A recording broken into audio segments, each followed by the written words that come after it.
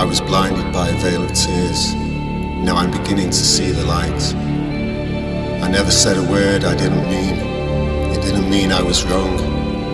I found God and lost my soul. Now all I have is this song. I was blind, but now I see. My attitude of humility was contrived by Christianity to keep me in my place. My act of contrition was not of my volition. It's all superstition, no credo or faith. I never said a word I didn't mean. I never dreamt a dream I didn't dream. I never realized a dream I dreamt. I never did a thing. I never said a word I didn't mean. It didn't mean I was wrong. I found God and lost my soul. This world can't stand too long.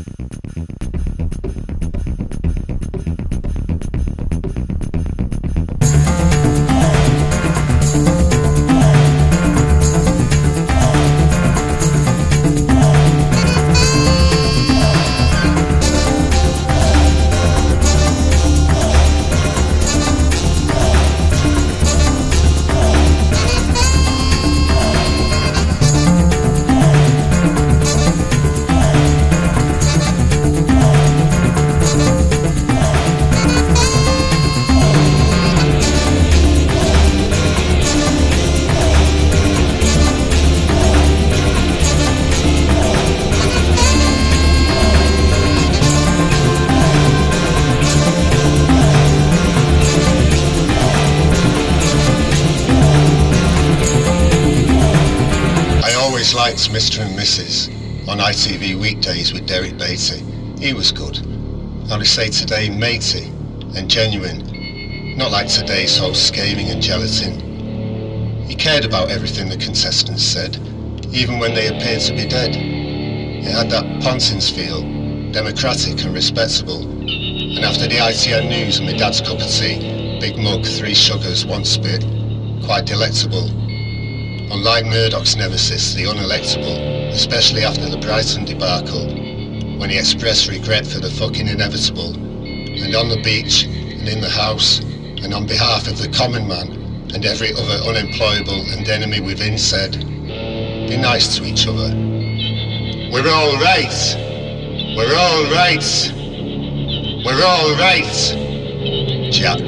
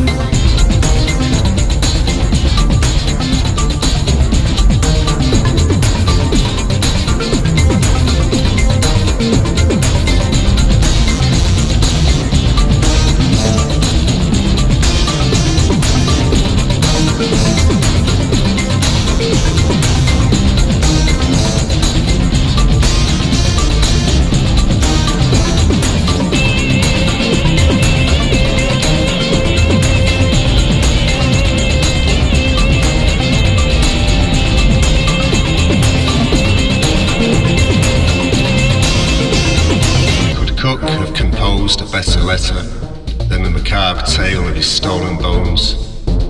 Will he be remembered as witness to empirical history at that moment of modernity in the US of A? Or as Exhibit A in a postmodern mystery worthy of that other modern American chronicler, Poe?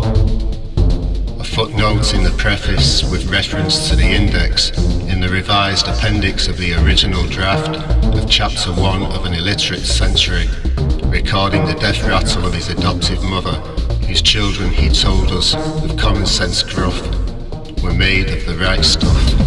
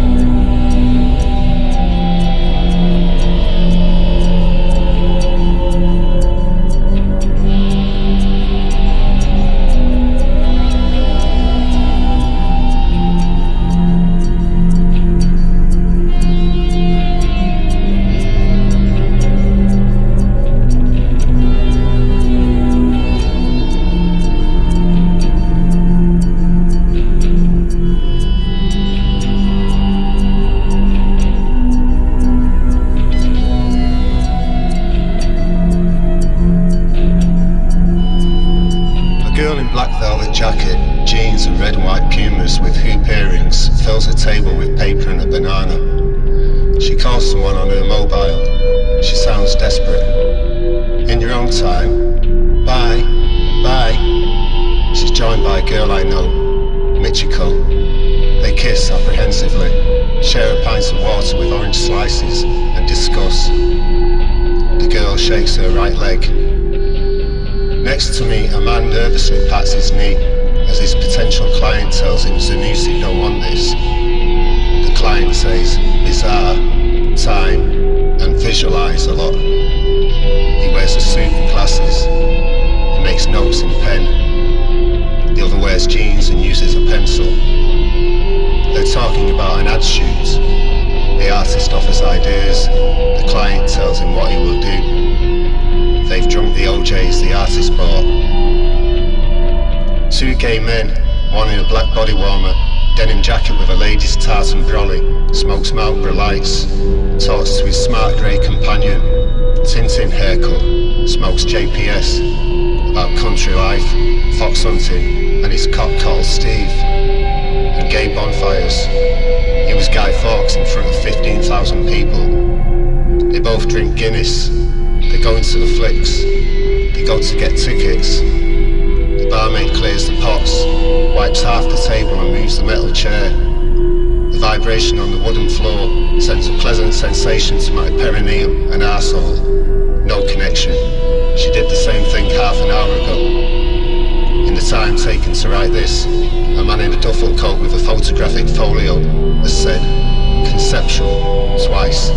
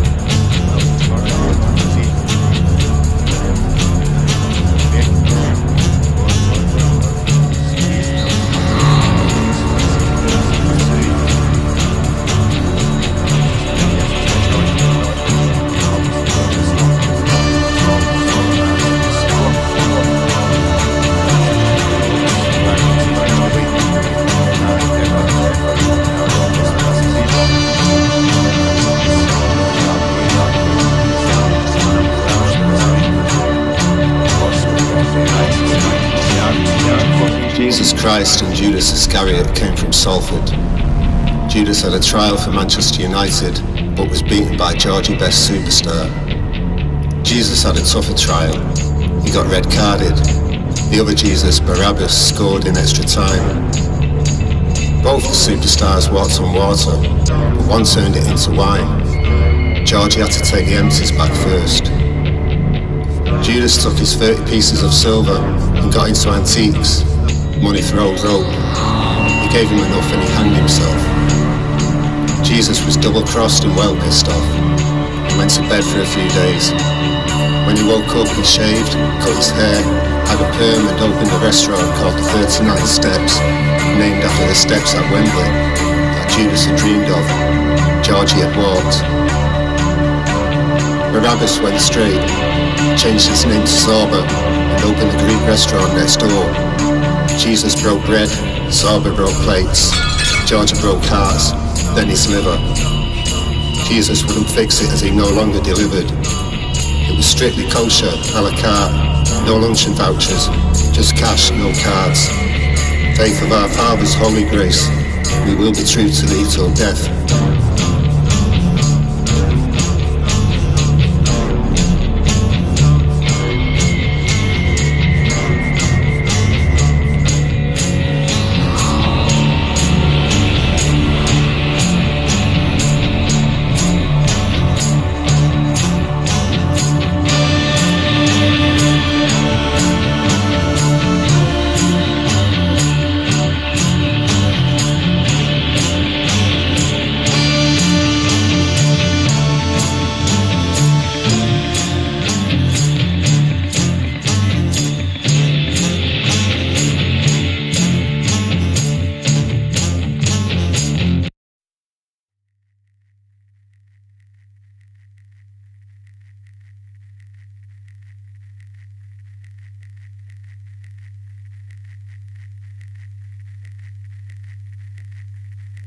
One, two, three, four.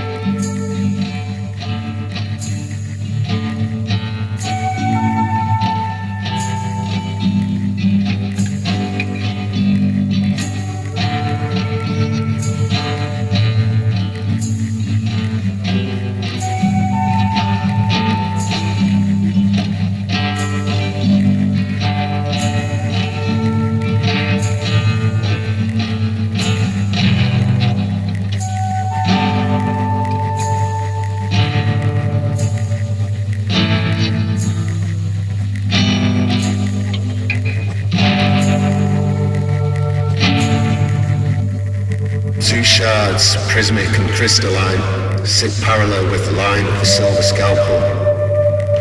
Two rows of pearlescent circles overlap, brilliant at their intersection, ovulate at their peak. They diminish, then become distinct once more, dazzling in their luminescence. The circles disappear, the shards remain, sharper, brighter now. Other circles emerge, comprising a single line, crossing the red and white, tracing the diagonal, ascending like jellyfish seeking warmer waters, their translucence revealing their underskirts. They fall spherical and wide as parachutes on 16mm, becoming smaller, globular, shining with selenium. An orthorhombic triangular compound glows bold and golden at my feet. As I mark its contours and try to recall such a pencil-drafted form from the grid-lined pages of a repressed exercise book, it becomes cold and is extinguished, exposing the splintered tiles wherein asbestos lies. The sublime becomes mundane. At once, the bass leaden thud resonates through the gunmetal grey plasterboard. The same resentful footsteps stamped the communal landing. The corduroy sofa, faded and worn, conceals a hole in the wall. Its chamber an indefectible nest for quick murines. They evade the traps and necessitate a volley of boots and kicks to rush the blood from their fitful snouts. I see them now, skulking with tarantulas, waiting. The shards and circles are no more. The scalpel blade is dull.